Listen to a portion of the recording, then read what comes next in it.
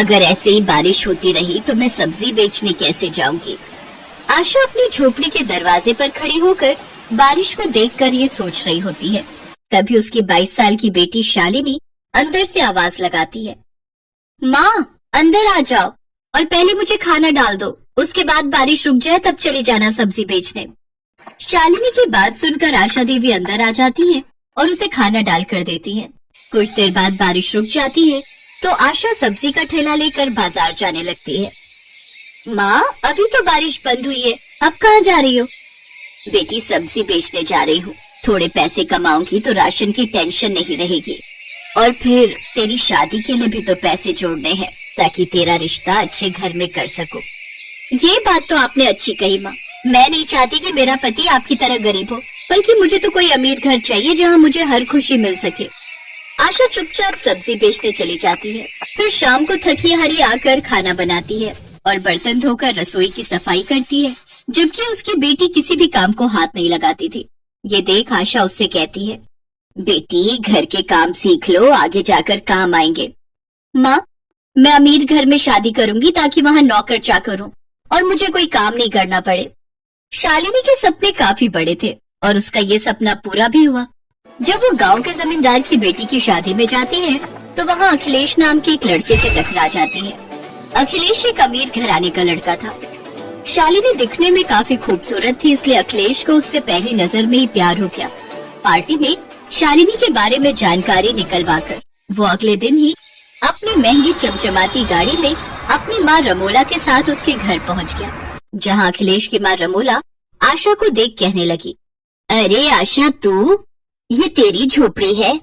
जी ma'am साहब। तुम इन्हें जानती हो? हाँ ये तो आशा है जिससे मैं सब्जी खरीदती हूँ। इसका मतलब शालिनी तुम्हारी बेटी है? हाँ मेम साहब, लेकिन आखिर बात क्या है? माँ जी मैं आपकी बेटी को पसंद करता हूँ और उससे शादी करना चाहता हूँ। हाँ आशा, इसने जब से तुम्हारी बेटी को देखा है उससे शादी करने की जिद पकड़ कर बैठा है। वैसे मैं तो इस रिश्ते के खिलाफ थी, क्योंकि मैं झोपड़ी में रहने वाली लड़की को अपनी बहू नहीं बनाना चाहती, लेकिन अपने इकलौते बेटे की जिद के आगे मुझे झुकना ही पड़ा। अमीर घर में अपने रिश्ते की बात सुनकर शालिनी बड़ी खुश होती है, लेकिन आशा उससे कहती है, माफ कीजिएगा मेम साहब, लेकिन आपके बेटे की उम्र थोड़ी ज्यादा लग रही है। माँ 8-10 साल बड़ी उम्र होने से कोई फर्क नहीं पड़ता, मुझे ये रिश्ता मंजूर है। बिल्कुल ठीक कहा बेटी। और आशा, जब हम इतने बड़े घराने के लोग तुम गरीबों से रिश्ता जोड़ने के लिए तैयार हैं, तो फिर तुम्हें भी कोई प्रॉब्लम नहीं होनी चाहिए। ठीक है, जैसा आप सबको ठीक लगे। आशा अपनी इकलौती बेटी की शादी अमीर घर में कर देती है। अमीर घर में आकर शालिनी अब अमीरों वाले तौर तरीके सीख लेती है। फिर दोनों हनीमून के लिए गोवा जाते हैं।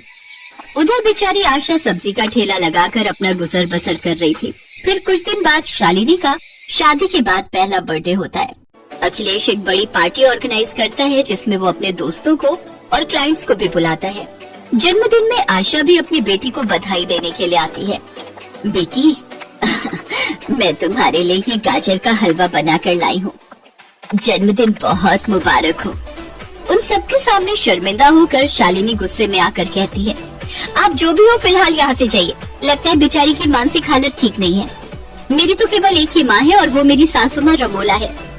आशा रोते हुए घर लौट आती है। मेरी बेटी अब इतनी अमीर हो गई कि अपनी गरीब माँ को भूल ही गई। छोटी सी थी जब उसके पिताजी उसे छोड़कर इस दुनिया से चले गए थे।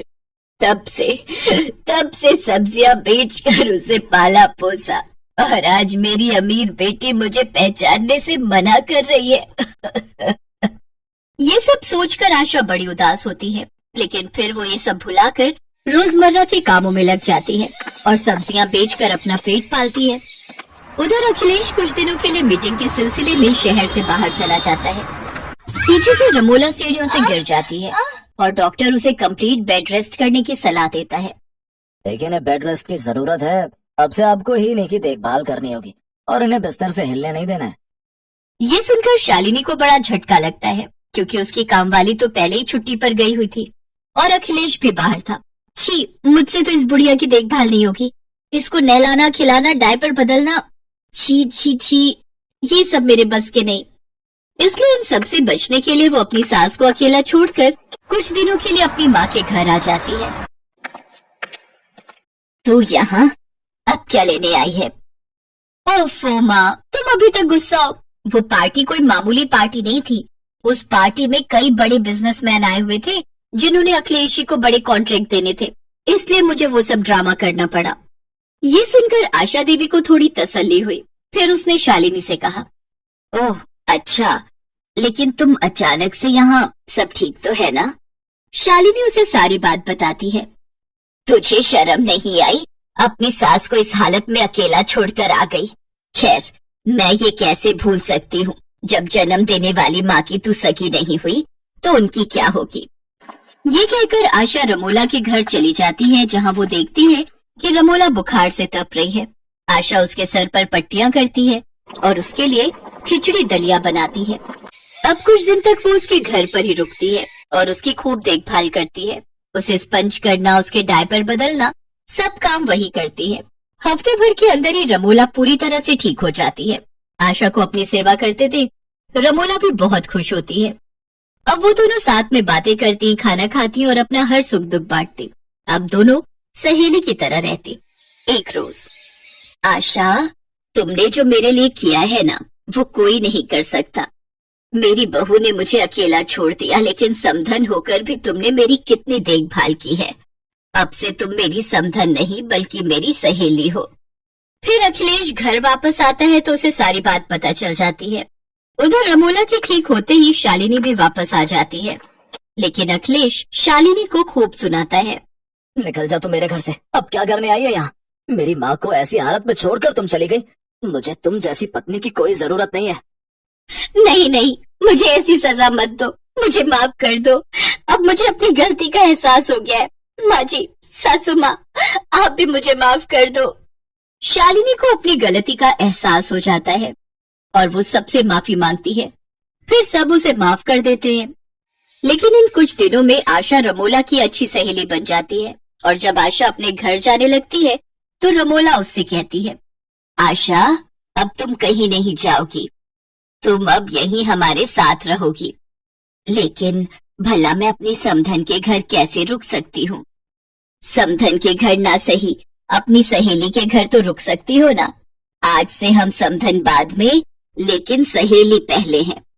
और इस तरह एक गरीब समधन अपनी अमीर समधन की सहेली बन जाती है। अब वो सब एक ही घर में एक साथ खुशी खुशी रहने लगती है।